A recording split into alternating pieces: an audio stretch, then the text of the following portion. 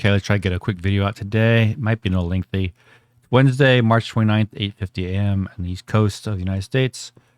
I'm not a financial advisor. This is not financial advice. Please do your own research. Let me just get that disclaimer out of the way. Quick talk on Million Token. Not much to cover there. We'll look over Bitcoin and some of the things I'm thinking about. So right now, Million Token is just under $2. Yeah, if you bought $100, you get 50 tokens, and the price would be $1.99. One thing I noticed was there's like this liquidity wall, not really a wall, but from the price of 188 to $2.12. And then you get less Million Token if you want to buy your money here. So for somebody that wants to accumulate a Million Token, now is actually a pretty good time. I would buy it all the way up to $2.12. Which if you just did that one lump sum, it would be like $13,300. Now you wouldn't want to go all in because you just get dumped on. But if you bought a little bit at a time, you could probably buy like $14,000 or $15,000 worth before and getting that price up to $2.12 or whatever. And then after that, you get fewer Million Token for your money. So I just thought that was kind of interesting. I still think right now is a good time to buy Bitcoin. I don't think it's altcoin season yet. But those people that want to buy now and they're altcoins and are patient enough to wait for the bus, or for the the boom cycle later when the altcoin season hits, you'll be rewarded. But you're gonna have to wait. And those are the people like me that are buying Bitcoin if they wanted to get into altcoins. They're gonna probably miss the boat. That happens so fast. But I just saw that. I just wanted to share with you that liquidity there I saw. And nothing really else new for Million Token. Let's take a look at the stock market real quick. You could, looking at the MACD on the bottom here, you maybe the blue line crosses bullish above the red line here. Still too early to tell. I am surprised we're still holding at these levels. We're kind of hovering around 4,000 for the S&P 500 for a few days now, but we still haven't been able to break that the resistance. There's some other macro environments I'll talk about a little bit later. That if the dollar continues to go down because of pressure from China and Russia, if they start trading in the yuan and other countries start doing that, and the dollar becomes less wanted, less demand for it, then if the dollar prices go down, asset prices usually go up. So you don't want to be sitting on cash, and one other place might be the stock market, but we'll just wait and see.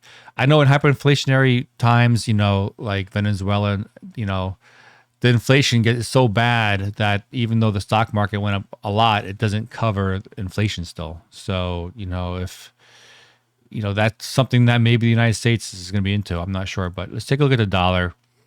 We had this death cross here when the orange line crossed over the blue line, the green line here.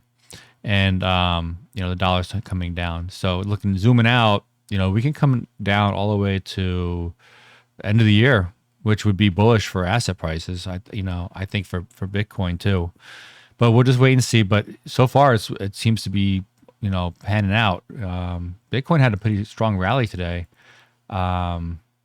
We were down here, on Monday, 27th, 2 days ago. I was buying mad. I think I was telling you guys, I'm getting off the video and I'm going to buy some more. And my one order down here got filled. So that was nice. Where are we right now? We're way up the top.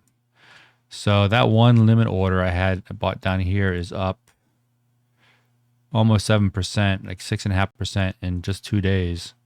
That came out pretty good. I had some other limit orders down here that didn't get filled, but I think we are... How are we from the bottom? That'd be a nice thing to know. So let me hide all that stuff here.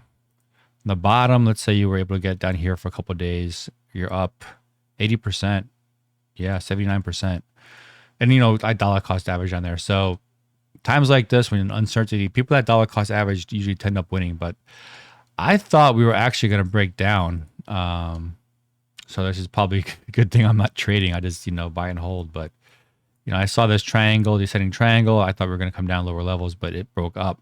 And when it broke out of it, it broke up broke out quite violently. I would say back Tuesday 28th yesterday.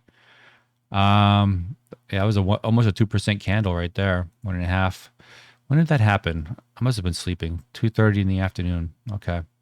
And then we had another massive green candle and another massive green candle.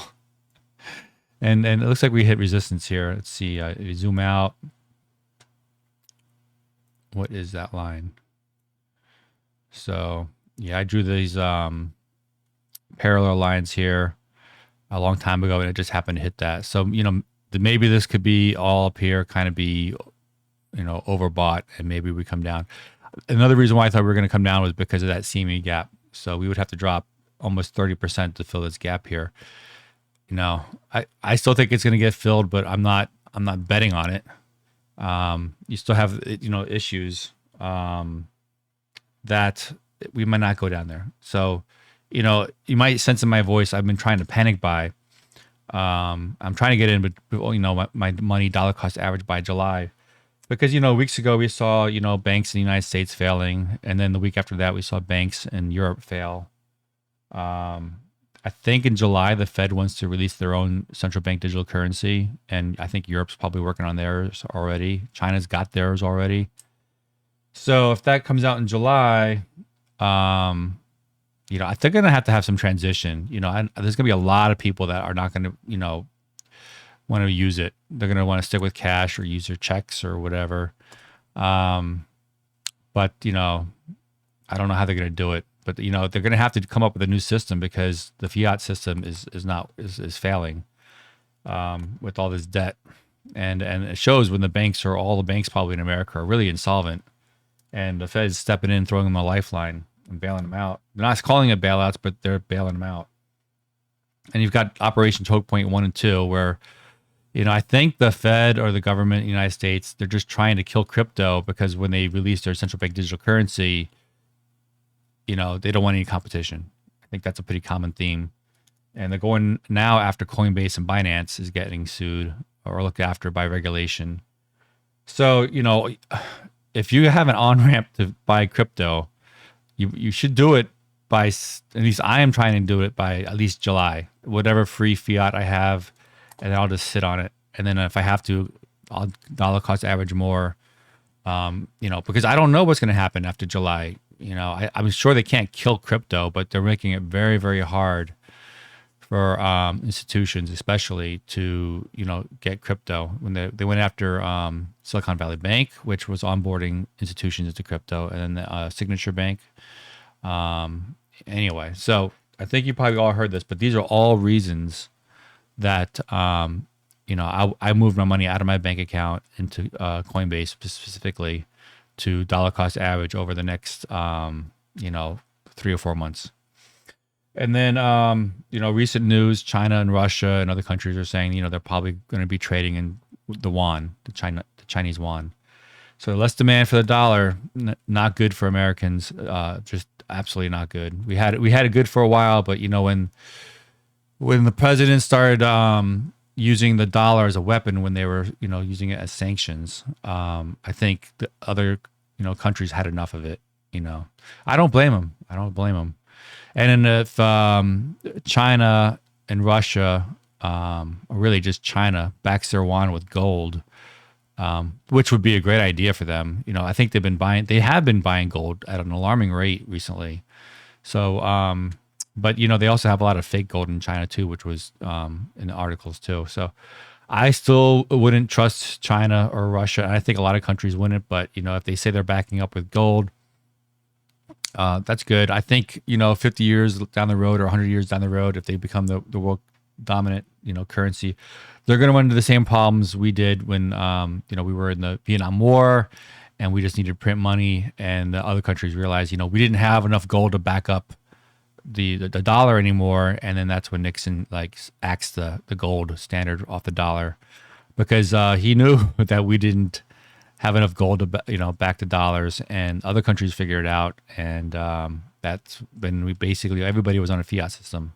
So China going on if they have backed their yuan with gold, which it looks like they probably will, that'll onboard more countries and less demand for the dollar. It's like a dollar is backed basically by our military force, which is you can't really put a price on that. But all these reasons why you want to get out of the system. And really, if America becomes like some third world country, because now it's not going to be the world reserve currency, which could happen, you want to get out of the country with whatever wealth you have, and that'll probably be Bitcoin as the dominant crypto right now.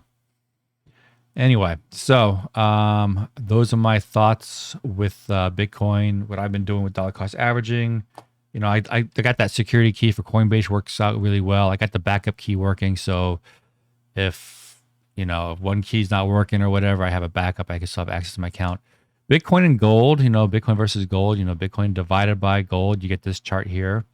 It looks bullish to me. I mean, once this yellow line crosses bullish above the red line, we're usually in a pump. And it looks like maybe in another month, like May 1st, it'll have that bullish cross, and it could go up for another 3 years, right? This being the first year, and then 3 years up, 1 year down. Hopefully that'll continue. And if the United States continues to lose on the dollar, I think asset prices have to go up. I mean, where else are you going to put your money? You're going to put your money in 4% treasuries when inflation is going to get worse and worse because there's less demand for the dollar. You're going to have probably just, wherever that money goes, I think it's probably going to go into the stock market. But as more and more people and the young people are learning more about crypto, I think more and more is going to also go into Bitcoin specifically, because it's like the blue chip of cryptos. And then, when there's this big hype, and people think that Bitcoin's too expensive, the altcoins will boom. That's what always happens. So you're going to have to be really patient sitting on your altcoins, because it could be a while before we have an altcoin season. Anyway, so I think that's everything I wanted to cover. If you have any questions, you can ask me down below or send me a message. And if you like this type of content, give me a like, subscribe, comment down below, and please share. Have a great day, everyone. Bye-bye.